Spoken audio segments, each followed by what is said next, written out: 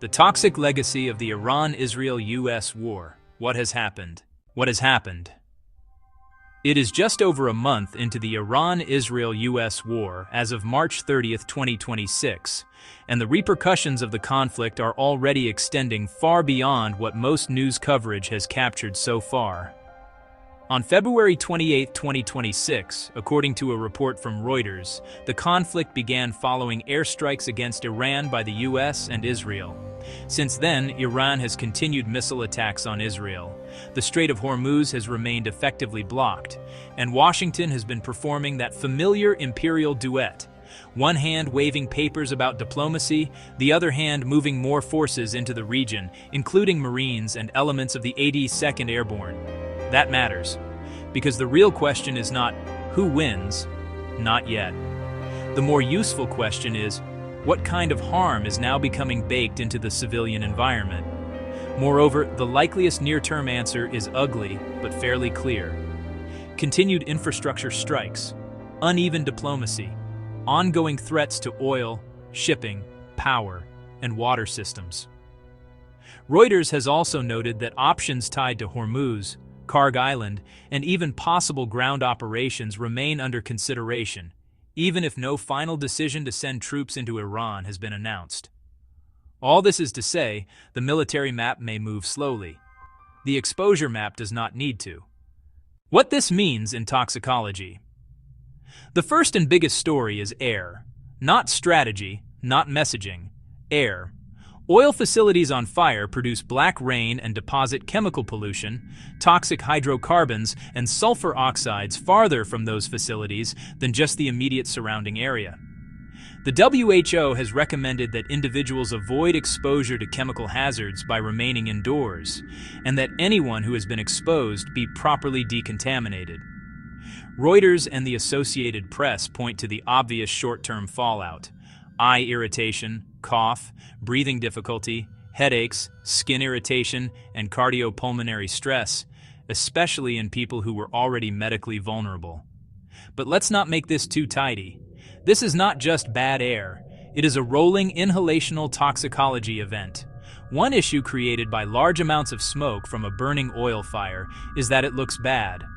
The smoke from burning oil contains chemicals that make it particularly difficult to breathe. It also includes a mix of tiny particles, irritating gases, and products of incomplete combustion that pose a health risk to the young, the old, and those with pre-existing lung or heart conditions. Smoke gets the camera. Chemistry gets the body. The second story is water and food contamination. UNEP warns that pollution from uncontrolled fires does not politely stay in the sky. It falls. It migrates through soil, runs off the land surface into water, seeps into groundwater, and ultimately contaminates crops with toxic chemicals. Furthermore, as the author notes, Persian Gulf states are highly dependent on desalination of seawater as their main source of drinking water. Thus, if the desalination plant, seawater intake system, or the marine waters near the plant are affected, the issue becomes more than a military or geopolitical issue. It also becomes an emerging toxicology issue regarding the public's access to safe drinking water. That is not a side issue. That is central. Once water systems enter into strike zones, there is also an expanded exposure story due to contamination of areas downstream with no immediate effect on humans or systems until long after the explosive event. In addition, there is also potential exposure from vulnerability of the water treatment systems at the time of the detonation, and the long-term effects of contamination may continue to affect public health well after the sound has disappeared. Do not bury the lead. When water infrastructure is in play, toxicology moves to the front of the room. The third story is dust, debris, and metals. This is the part people underestimate because it does not come with dramatic footage after day 3. According to UNEP, modern munitions can contain heavy metals and explosive residue, and AP states that oil, gas, industrial, military, and urban targets generate contamination from debris, pulverized building materials, missile fragments, and industrial discharges when they are attacked. This is where war becomes granular. Literally. The smoke plume leaves. Dust remains.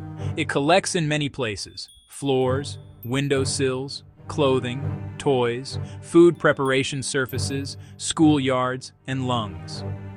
Even though people continue to live around this dust, they often do not think about it as a problem when they clean it up, breathe it in, or carry it from room to room. It is not nothing. It is the long tail. And the long tail is often where toxicology lives. The fourth story is healthcare disruption as a toxicology event. That phrase may sound a little abstract at first. It should not. WHO and Reuters have both described disruptions to medicine delivery, damaged routes, delayed transport, and threats to cold chain-dependent treatments such as cancer drugs. When exposure levels begin to increase, people often need functioning systems in place to help them, yet those systems may also begin to deteriorate. Antidotes matter. Access matters.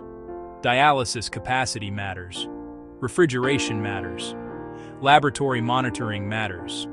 Toxicology is never really just about the poison. It is also about whether we have a functioning healthcare system still in place between the exposure and the catastrophic result of that exposure.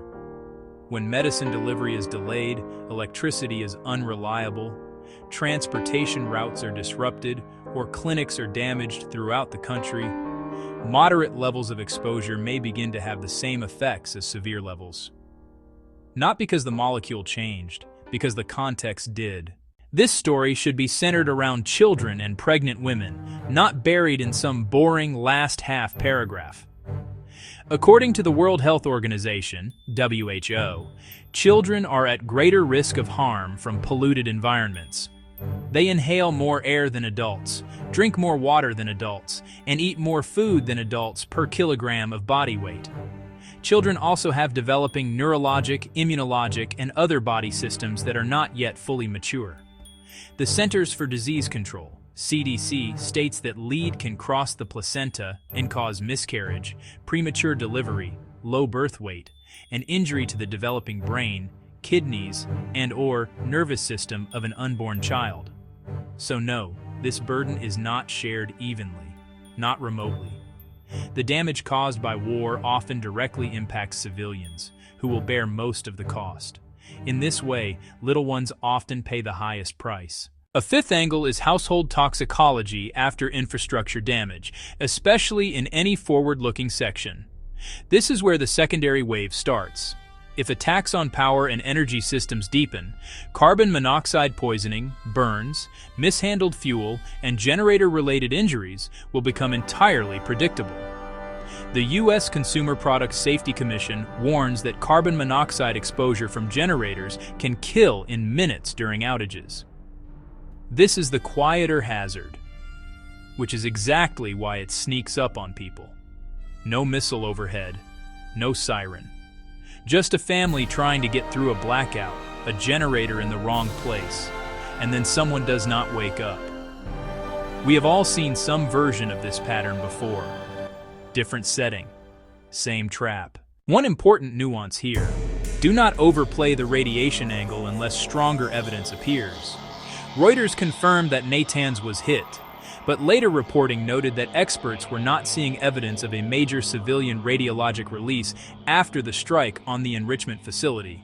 So, based on the public record right now, the best documented toxicology story is still not a proven large-scale radiation event. It is more old-fashioned and, in some ways, more relentless. Oil smoke. Meanwhile, the military portion of this story continues to play out. Military activity is still ongoing. At the same time, many civilians have already begun to bear this toxic legacy. This may be seen in many forms of toxic exposure, such as air pollution, contaminated surfaces from the bombing's fallout, contaminated water after the media coverage fades, and a breakdown of healthcare delivery services as hospital supply chains are disrupted. Because of all these disruptions, this trauma becomes far more difficult to manage than before. And eventually, as usual, it will concentrate in the people with the least room to absorb another blow. War leaves craters. War leaves exposures. and exposures have a long memory. Thanks for watching the Medical Toxicology channel. Take care.